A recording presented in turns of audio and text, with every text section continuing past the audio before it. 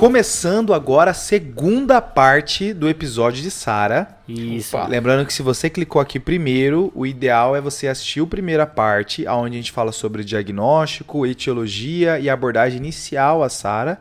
E agora a gente vai mostrar um paciente pós-intubação. Boa. Beleza. Fechou? Fechou. Resgatando aquela nossa paciente que estava com pneumonia, evoluiu com Sara na enfermaria, foi entubada e enviada para UTI, né? Exato. E aí nessa intubação a gente já setou os primeiros passos, né, João? Isso, lembrando, né, pessoal? O primeiro passo é calcular o peso predito, em seguida, ajustar o volume corrente para 6 ml por quilo e objetivar uma pressão de platô, que a gente explica esse conceito lá no episódio passado, de menos do que 30 centímetros de água. Boa. E se fazendo isso com 6 ml por quilo ficar acima de 30, você pode aí baixar para 5 ml por quilo e até 4 eventualmente para ver quanto é que fica. Beleza, João. Então, ventilação protetora, né? Aqui é o geralzão da Sara. Isso aqui tem que ter sido feito depois que você entubou o seu paciente. E a mesma coisa quase que a gente falar em bundle de sepse, só que na Sara, né? Eu acho legal você falar isso, Cauê, porque quando começou a ter os relatos de Covid vindo da China, a recomendação única que a gente recebia é tratar como trata a Sara. Exato. E isso já está incluindo um pacote de coisas, né? Uhum. Exato, pessoal. E a gente tem evidências, tá? De que essa terapia, né, essa estratégia, ela é entregue de maneira aquém do que deveria para os pacientes, tá? Frequentemente os pacientes são ventilados com volumes maiores, são ventilados com pressões altas, fugindo do que é benéfico para eles. Mais uma vez, o pessoal muitas vezes se emociona demais com desaturações, com hipoxemias moderadas, que vão acontecer na Sara, mas como a gente já mencionou, mas eu acho que vale a pena enfatizar, esse não é o principal mecanismo de óbito dos pacientes com Sara. A hipoxemia refratária é responsável por parte dos óbitos, mas o mais comum é disfunção de múltiplos órgãos. Beleza. Boa. E como que evoluiu o nosso caso, Pedrão? Aí é o seguinte, ela foi entubada, foi feito os ajustes dos parâmetros iniciais e a gente coletou uma gaso 30 minutos depois. Beleza. Essa gaso veio com pH de 7,33, Tá. com PCO2 de 54 e agora um PO2 que para FiO2 que a gente estava ofertando deu uma relação de 168. Ok. Beleza. Pelo que você falou lá no primeiro episódio, né, Pedro? Uma Sara moderada, né? Exato. Paciente aí que tem uma relação PO2-FiO2 entre 200 e 100, né? Boa. Beleza. Aqui, já aproveitar para mencionar duas coisas. Uma primeira, acho que deve ter saltado aos ouvidos de alguns ouvintes, foi essa hipercapnia, né? O paciente tem uma PCO2 de 54 com pH ali no 7,32, né? Pessoal, esse volume corrente que a gente está fazendo, né, de 6 ml por quilo, ele é menor do que muitas pessoas respiram fora do ventilador. Qual a consequência disso? Os pacientes vão evoluir com algum grau de retenção de gás carbônico, ok? O Cauê chegou a cantar essa bola no episódio anterior, que o CO2 está relacionado a volume minuto, e o volume minuto é volume corrente, que aqui está diminuído, e eu vou ter que compensar na frequência respiratória, né? Isso, uma relação inversa aí, né, do volume minuto e do PCO2. Boa. E aqui é um tópico bem legal da medicina, tá? É quando coisas alteradas eu encaro como normal e também coisas normais que eu não vou que eu tenho que encarar como alterado. Aí, João, você remeteu ao episódio de hipercalcemia, o episódio número 19, onde o PTH tá normal, mas não era para estar normal. Então, existe mesmo esse conceito da medicina, bem legal. Exato. E aqui na Sara, pessoal, a gente vai chamar isso de hipercapnia permissiva. O que é isso? É um grau de excesso de CO2 que eu vou tolerar porque eu encaro isso como atrelado à ventilação protetora. Até porque os pacientes com Sara, apesar de evoluírem com hipoxemia, eles também têm dificuldade de troca de CO2, porque tem espaço morto no pulmão deles, né, que não está sendo ventilado. Mas eu não preciso correr atrás de normalizar esse CO2. Porque se eu for fazer isso, eu vou fugir da ventilação protetora, piorando o desfecho. Certo? Nesse momento, a gente fecha o arco do que o João tinha falado lá atrás. Que antes as pessoas queriam uma gasometria bonita, independente de como estava o paciente. Aqui a gente está focando no paciente, então principalmente no volume corrente e a pressão de platô, e deixando a gaso um pouco mais feia, com um PCO2 mais alto e um pH mais baixo. Boa, Pedrão, é isso mesmo. Quais são os limites dessa hipercapnia? Boa. Até onde eu permito, né? Não sabemos. Ótimo. Aí você me quebrou. Certo? Mas assim, é algo em torno ali de um pH de 7,2, ok? Certo. Alguns locais colocam 7,25, 7,15, mas algo em torno de 7,2 você vai tolerar, certo? Então aqui eu regulo pelo pH, né? Isso. E o PCO2, João? Deixa eu estourar? Opa, calma, assim, é uma hipercapnia permissiva, mas nem pero não mútil, né? Tá, certo? Assim, a gente tolera ali algo em torno de 80 de PCO2. Mais do que isso, assim, já fica um pouco mais arriscado, ok? Uhum. Lembrar que o ideal é que esse PCO2 não varie muito rápido, tá? A gente tem efeitos neurológicos desse CO2 que podem ser complicados, mas a gente tolera um PCO2 bem alto, até uns 80 e dá para tolerar. Beleza. O que eu vou fazer então se esse pH começar a cair demais, né? Ou o CO2 subir excessivamente? Aqui, para não sair da ventilação protetora, mas tentar manter aí em um nível seguro, né? Do ponto de vista gasométrico, a gente vai, como o Cauê até já mencionou lá na primeira parte do episódio, a gente vai começar a aumentar a frequência respiratória. Porque a gente sabe, se a gente aumentar o volume corrente, esse CO2 ele vai cair, o pH vai subir. Mas a gente vai abandonar a estratégia protetora, que é o que realmente leva a melhores desfechos, né? Uhum. Então a gente vai optar aqui no caso por aumentar a frequência respiratória na tentativa de lavar esse CO2, tá? Certo. Para poder sempre conservar a estratégia protetora. Lembrando que dá para chegar até uns 8 ml por quilo, né? Isso, contanto que a sua pressão de platô fique ali menor do que 30, você pode chegar nos 8 ml por quilo sim. Boa. Beleza. Tentei fazer isso, não deu certo, o meu pH caiu para um nível muito baixo, eu preciso proteger o paciente de alguma maneira. Aí eu posso lançar a mão aqui sim da reposição de bicarbonato, só lembrar que isso é assim, eu já fiz várias coisas, já estou tolerando o pH, esse bicarbonato ele não é assim usado de maneira tão permissiva, né? Até porque existe um risco desse bicarbonato ser transformado em CO2, aumentando a PCO2, né? O cara meteu Henderson Hasselbalch. É isso aí. E só lembrando que isso aqui foi uma coisa considerada no protocolo do estudo ARMA, né? Uhum. Então eles faziam realmente bicarbonato quando você estava atingindo uma frequência respiratória muito alta, né? Isso. Justamente para você controlar.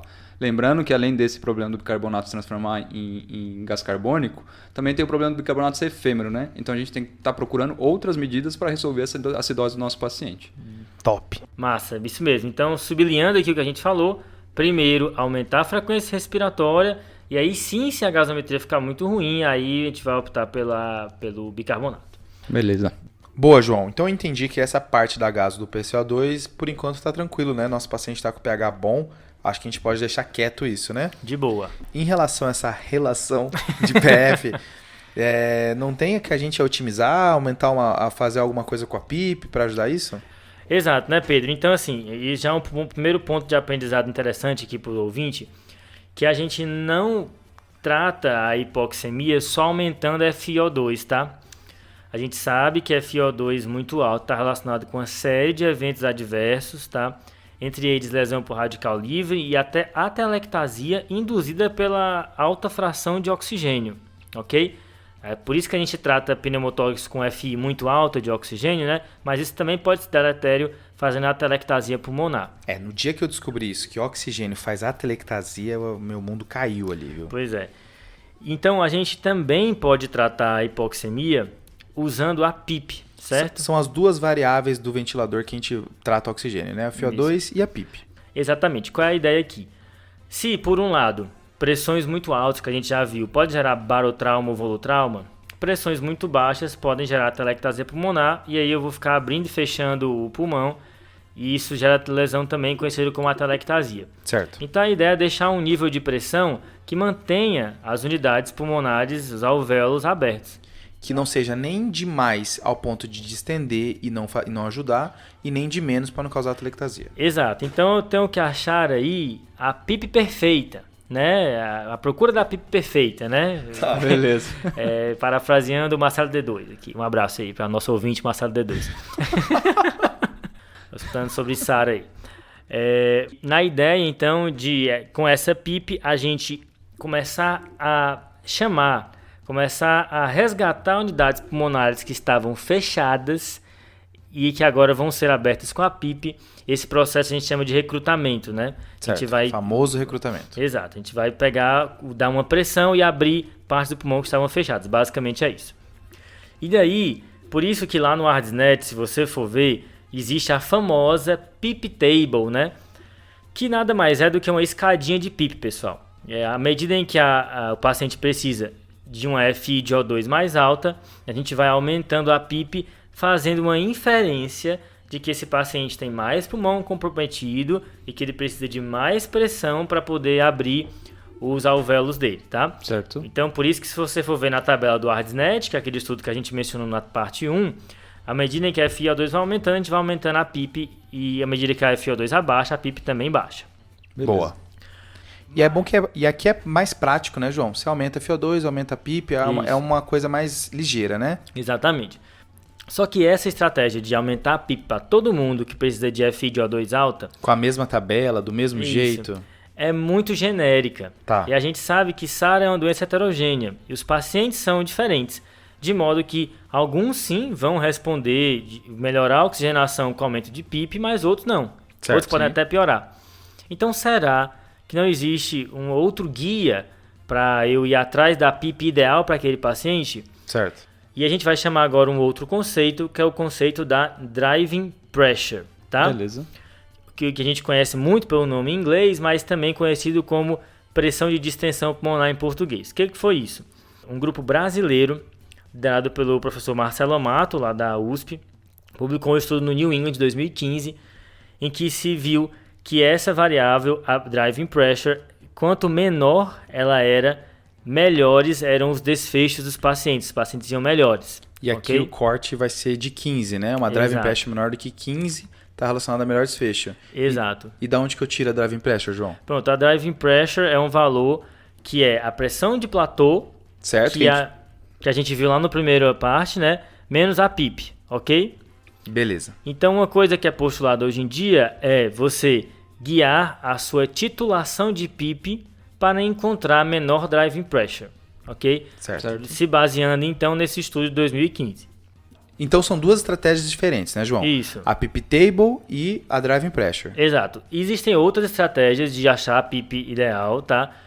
E a gente, na real, não sabe qual é a melhor maneira de encontrar a PEEP. Beleza. Ok? A verdade é essa.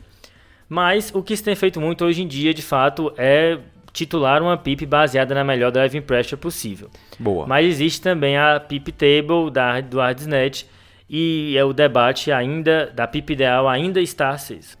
Então é tipo assim, João. Se eu aumentei a PEEP e a driving pressure diminuiu, é porque eu estou no caminho certo em aumentar. Exatamente. Beleza, João. Então a gente fez essa brincadeira aí da PEEP, né? Isso. Mas a gente também tem as manobras de recrutamento, né? Como que funciona? Pois é, Cauê. Aí quando você fala essa palavra manobra de recrutamento, eu lembro da primeira vez que eu vi alguém fazendo isso. Vocês lembram? Eu nunca vi, cara. Eu já vi. Ainda PEEP até 45? É. Essa eu Meu não a- Dá um medinho ali, né? Meu amigo, o cara fica, meu Deus. Mas assim, pessoal, mais uma vez, a ideia aqui das manobras de recrutamento é o que a gente já falou. É dar uma PEEP bem alta por um breve período na tentativa de resgatar unidades alveolares que estavam fechadas. É isso. Questão é que a evidência até o momento não é conclusiva quanto à aplicação de manobras de recrutamento, ok? Em parte porque cada estudo usa um protocolo diferente. Então, qual é a recomendação que a gente tem hoje quanto à manobra de recrutamento? São intervenções de exceção utilizadas no contexto de hipoxemia refratária por profissionais que já têm prática com o método em geral, seguindo algum protocolo de estudo, mas mais uma vez marcando que é algo de exceção, não é feito de maneira rotineira. E aí, nesse momento, onde você tentou encontrar a PEEP ideal, fez alguns ajustes, repetiu a gaso, só que mesmo tendo uma driving pressure boa, tendo um platô bom, na próxima gasometria, essa paciente veio com uma relação de 115 agora, Cauê. E agora? Piorou, hein? Beleza, Pedrão. Eu acho que então a gente falou do que a gente sempre deve fazer e agora a gente vai falar de algumas terapias alternativas, né? Quando essa paciente já chega numa relação de 115, essa paciente já chega realmente com uma hipoxemia grave, a nossa interpretação com relação ao paciente tem que ser: esse paciente está persistentemente grave, esse paciente está com a sincronia ou esse paciente tem algum outro problema que a gente tem que resolver. A nossa primeira intuição, ou a que a gente mais vê na prática, é justamente bloquear o paciente. Ou seja, pegar um bloqueador neuromuscular e deixar meu paciente encostado na ventilação. Certo. Isso era uma coisa que era muito feita antes, porque tinha muitos estudos mostrando que o bloqueador neuromuscular melhorava a oxigenação do nosso paciente. E aí, com o passar do tempo, a gente queria ver, será que o bloqueador neuromuscular, para alguns pacientes, melhora também mortalidade, além de melhorar a saturação? Na ideia de melhorar essa interação entre o paciente e o ventilador, né, e evitar as sincronias. Isso. Então a gente tem um estudo que se chama Acuracis, e esse estudo mostrou benefício em termos de mortalidade para o paciente que usa o bloqueador neuromuscular. Mas qual que é o paciente? Eu acho que aqui é o interessante da gente saber. É o paciente que tem uma SARA moderada a grave, que eles colocam, mas aqui com uma relação menor que 150, e que já está em ventilação protetora. Eu acho legal porque parte da ressalva de tudo aquilo que o João falou até agora, né? Isso. Que é onde o paciente já está numa ventilação protetora, eu já fiz tudo que a gente consegue fazer, o que eu posso fazer a mais, né? Pois é, mas esse Acuracis aí, Cauê, também não é isento de questionamentos, né? Inclusive quanto à estratégia de sedação dos pacientes. A ideia é que eles sedavam demais o grupo que não era bloqueado, né? Só que isso não é totalmente bom, né? É isso aí, João. Então eles bloqueavam o paciente, sedavam e depois bloqueavam o paciente no grupo intervenção e eles sedavam RAS-5 aqueles pacientes que estavam no grupo controle, certo? E realmente isso pode ter seus efeitos maléficos. Passou por um momento, durante alguns anos, que se usava muito bloqueador precocemente na SARA, porque a gente realmente achava que tinha um benefício de mortalidade usar nesses pacientes que eram mais graves. Tá. Mas aí, mais recentemente, em 2019, veio um estudo chamado ROSE, em que ele comparou duas coisas completamente diferentes. Ele colocou o paciente em bloqueador neuromuscular, então uma sedação pesada junto com bloqueador neuromuscular e uma sedação leve. Tá. E ele mostrou aqui que não teve diferença de desfecho de mortalidade. Tá. Isso aqui é muito importante, porque aí a gente começa a aprender que talvez seja muito importante a gente individualizar o paciente e não se guiar só por uma relação PF, que a gente sabe que normalmente não é o que vai ditar para o nosso paciente se ele vai evoluir desfavoravelmente ou não, né? Boa, então acho que dá para fazer uma relação disso aí com outro obstáculo comum que a gente vê na ventilação protetora, que é o encontro de assincronias, né? Isso. Que são problemas de interação entre o paciente e o ventilador mecânico. E as assincronias não devem ser tratadas de maneira rotineira com o bloqueador neuromuscular. Acho bem importante enfatizar isso daqui, tá? A melhor maneira de tratar uma assincronia é ajustando o ventilador mecânico e vendo fatores envolvidos na assincronia, seja dor, alguma outra coisa que pode estar acontecendo. Você pode precisar fazer um bloqueio neuromuscular, às vezes transitório, para entender melhor a mecânica, mas não é para ser uma prática assim, reflexa, assincrônico igual a bloqueio neuromuscular. É isso aí, João. Acho que é a principal lição que a gente tem que tirar dos dois estudos, né? E nos dois estudos houve um tempo máximo do bloqueio, né? Isso, Pedrão. Então aqui os estudos eles colocavam o bloqueio, um por 48 horas, o outro por 72 horas. Então a gente não quer prolongar muito esse bloqueio, mesmo porque tem consequências, né? Com relação principalmente à fraqueza muscular, né? Que é a neuropatia do doente crítico, né? Exato, parece que exacerba isso. Boa. Mas nesses pacientes que têm relação menor que 150, Cauê, às vezes é disparado um outro gatilho também, né? Vem o gatilho do bloqueador neuromuscular, também tem o gatilho da prona, né? É, Pedrão, não tem como a gente pensar em paciente com SARA, essas SARAs graves assim, e não pensar na prona, né? Hoje em dia, na pandemia Covid, a gente vê bastante paciente pronado nas UTIs do Brasil, né? É interessante, né? Porque antes do Covid, quando a gente via um paciente pronado, assim, né? Pelo menos na clínica médica, o pessoal falava, ei, teve um paciente com SARA ali, vamos ver, pronou e tudo, né? Era um evento ali, né? Mas agora prona é mais um dia, né? Eu acho interessante que teve uma época que tinha que avisar o familiar que o paciente estava pronado, né? Para ele, quando chegasse na visita, né? Você tinha que ele não se assustar com a ideia de ver o paciente de barriga para baixo entubado. E o raciocínio por trás aqui do benefício com a posição prona tem um pouco de relação com aquela questão do recrutamento que a gente falou lá na PIP, né, Cauê? E aí, então a ideia aqui é que o edema pulmonar da SARA, ele predomina nas áreas dependentes do pulmão. Tá. Então, num paciente de decúbito dorsal, nas regiões posteriores e basais, e a hora que a gente prona o paciente, vira ele de barriga para baixo, a gente está liberando essas áreas posteriores para a ventilação, homogeneizando mais o edema do pulmão do meu paciente. Beleza. Como se tivesse uma reservinha ali na parte posterior que quando eu viro o paciente ele começa a utilizar, né? Isso, porque são áreas que é para ser mais ventiladas num pulmão normal. E aí de lambuja aqui, eu também estou liberando o efeito compressivo do coração na região posterior do meu pulmão esquerdo. Então é mais um motivo para a gente liberar alguma área para ventilar. Mas beleza, Cauê, entendi aí a ciência, mas qual é a evidência de que isso realmente é benéfico para os pacientes? Beleza, João. Então aqui é a mesma situação do bloqueador, na verdade. A gente já sabe de alguns estudos prévios que a prona melhora a oxigenação. Mas a gente não quer só isso, a gente quer melhorar a mortalidade. Aham. E aí a gente tem o principal estudo, que é o estudo ProZeva, que viu o benefício de mortalidade nos pacientes que a gente pronava. Aqui é importante que foi estudado pacientes com SARA moderada grave, então aqui a relação PF menor que 150 eles usaram. Tá. Eles usaram uma FI de O2 maior ou igual a 60%, uma PIP maior do que 5 e ventilação protetora também. Ok. Então a gente vê que ventilação protetora é uma coisa uniforme.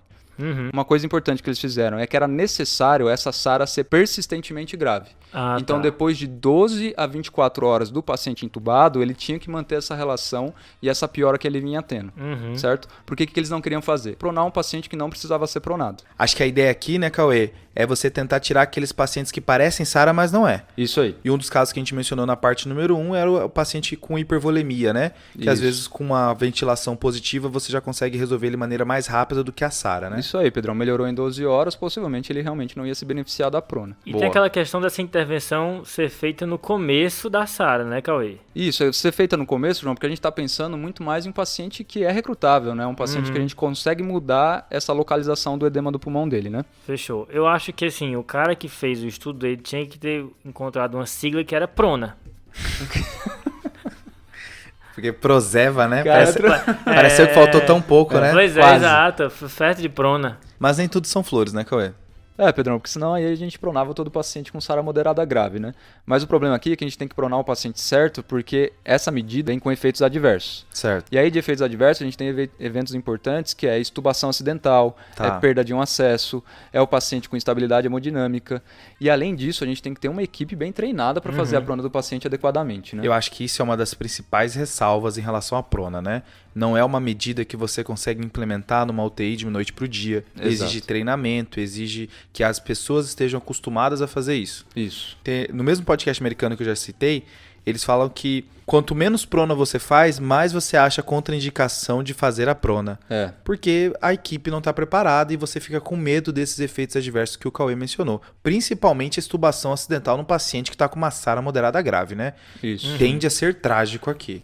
Tem que ser um procedimento muito bem planejado e tem que ser de acordo com a equipe que está naquela UTI, né? E aí existe uma ressalva também que a maioria das pessoas relaciona a prona ao bloqueador neuromuscular, né? O paciente Sim. já está bloqueado para poder aí sim tentar pronar. Apesar de que nem todo mundo no estudo ProZeva estava bloqueado, né, Cauê? Isso, Pedrão. 90% dos pacientes estavam bloqueados. Esses outros 10% que não estavam, acho que é preciso reforçar que eles devem estar muito bem monitorizados, porque a chance desses efeitos adversos que o Cauê mencionou acontecerem aumentam quando o paciente não está bloqueado, né? É um paciente que tem que ficar de olho, né? Beleza, Cauê. Mas uma vez que o paciente foi pronado, ele vai ser despronado quando, né? Supinado, não sei se a gente pode usar esse termo, mas quando é que a gente vai voltar à posição original? Melhor assim. Beleza, João. Então aqui é até importante a gente falar, a prona tem 3 contextos que é mais benéfico. Um é esse que você falou. A gente tem que pronar por pelo menos 12 horas, que é quando o paciente vai apresentar uma resposta satisfatória àquela prona. Tá. Então não basta eu pronar um paciente por 2, 3 horas e achar que ele vai ter uma resposta satisfatória. Beleza. Então pelo menos 12 horas. Então eu prono num plantão e vou tirar da prona no outro. Possivelmente no outro plantão.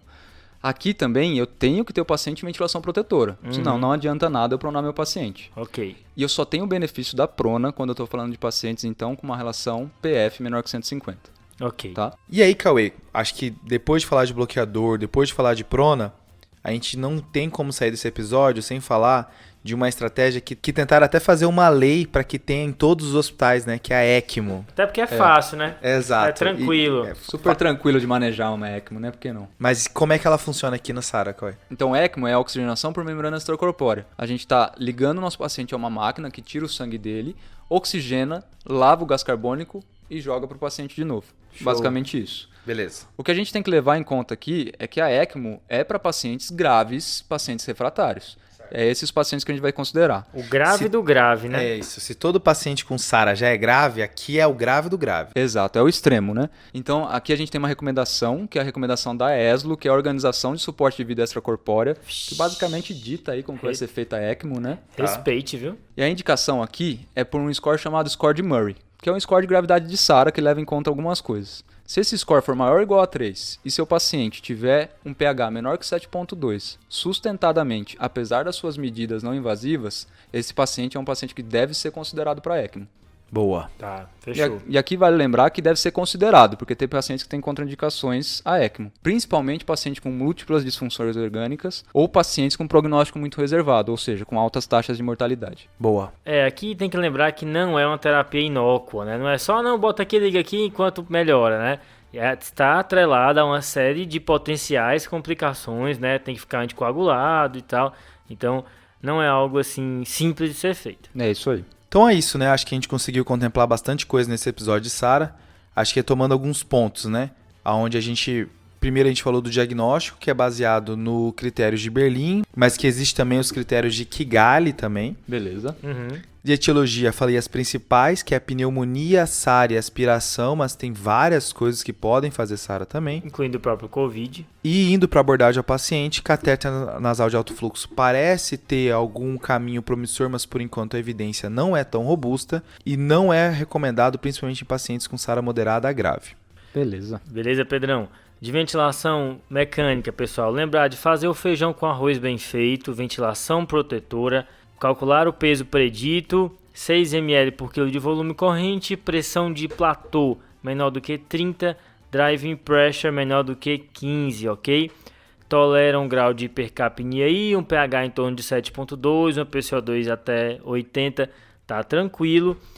A PIP perfeita não sabemos, existe a PIP table, mas você pode se guiar também pela driving pressure. Recrutamento é algo de exceção, que só em caso de hipoxemia refratária. Top. Beleza, João. E aí é sempre importante, vamos enfatizar quando a gente está pensando em escalonar a terapia, a ventilação protetora tem que estar muito bem feita. Isso. E aí sim, a gente pode pensar no paciente mais grave, em bloqueadora neuromuscular, Ok. em prona, e em última análise em ECMO. Ok. Lembrar que não são todos os pacientes que vão se beneficiar dessas terapias e cada uma tem suas consequências. Show! Sem esquecer de tratar a causa de base da SARA.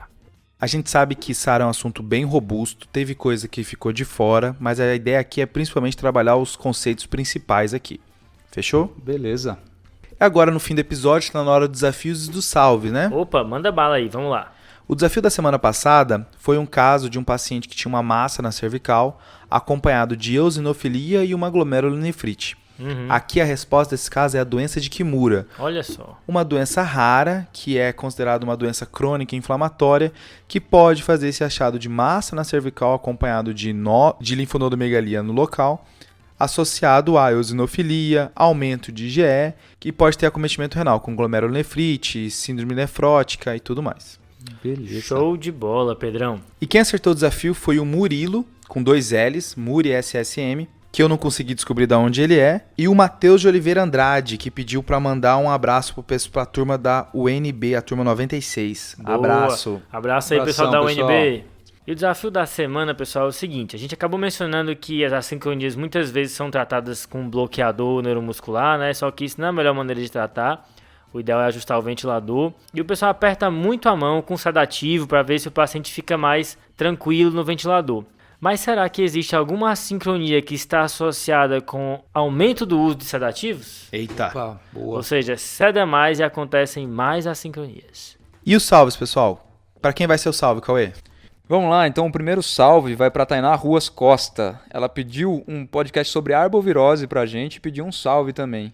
Então, Tainá, um salve aí pra você e eu acho que o de arbovirose deve estar por vir aí, viu? Valeu. Boa, valeu, hein? Queria aproveitar para mandar meu salve aqui para todos os ouvintes que compartilharam aí essa parada do Spotify, dessa mistura do que eles ouvem, né? A gente teve muita coisa essa semana, inclusive TDC sendo ouvido junto com Math Rock. Conhece? É o rock matemático, não conhecia esse estilo musical. Esse eu não conheço também não. Pois é. Mas o meu salve vai para o Caio Botelho, que é lá da medicina da UFC de Fortaleza, lá conterrâneo. Certo? Parabenizou a gente pelo podcast, disse que gostou muito do curso. Então um abraço aí, Caio. Valeu demais pela audiência. Valeu, Caio. E o meu salve vai para Giovana de Brito. Ela é R1 de Clínica Médica no Hospital de Clínicas da UFPR. Olha aí. E ela, na semana passada, ela acertou a conexão do filme Vestida para Casar com o episódio de eosinofilia. Esse foi difícil também, Pedrão. E aí, quando ela acertou, ela ficou super feliz, pediu pra eu divulgar ela, então está divulgada, Giovana. Boa. Um grande abraço. Tchau, Abraço, tchau. Giovana. Valeu. E é isso, pessoal. A gente encerra o episódio de hoje, esse episódio duplo. E se tiver alguma Qualquer comentário, algo para acrescentar, experiência de vida, acha a gente tanto no Instagram quanto no Twitter, compartilha com a gente lá. Lembrar de seguir a gente nessas redes sociais e incluindo o YouTube agora nessa brincadeira. Boa. Opa, YouTube, um vídeo por dia lá e tem muita coisa boa por vir aí, né, Pedrão? Eita, e o Cauê deu spoilerzinho aqui, né? Opa, fica Fechou. ligado. Valeu, pessoal. Valeu, Valeu, falou, pessoal, falou. valeu. Valeu. Esse podcast tem como objetivo educação médica. Não utilize como recomendação. Para isso, procure o seu médico.